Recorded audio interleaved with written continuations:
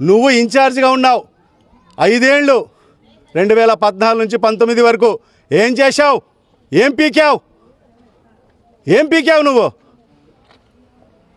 మొత్తం పార్టీని అందరినీ నామరూపాలు లేకుండా చేశావు నువ్వు. ఏదైనా చేశావా ఈ నగరానికి? నువ్వు జిల్లా అధ్యక్షుడిగా ఉంటూ మరి ఈ నగరానికి ఇన్ఛార్జిగా ఉంటూ మరి ఏం చేశావు?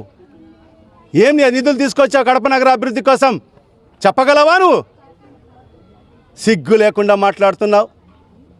ముఖ్యమంత్రి అని చెప్పి మీ అధినాయకుడు అని చెప్పి పిలుచుకొని వచ్చి మరి ఒక జన్మభూమి కమిటీ పేరు మీటింగ్ పెట్టి అలంకాన్ పనిలో ఏం చెప్పించావు?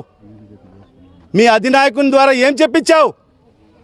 ఈ అలంకాన్ పల్లి అభివృద్ధి కోసం 2 కోట్ల రూపాయలు నిధులు ఇస్తానని చెప్పిన మాట 2 కోట్లు కాదు కదా, 2 పైసలు తీసుకొచ్చావా?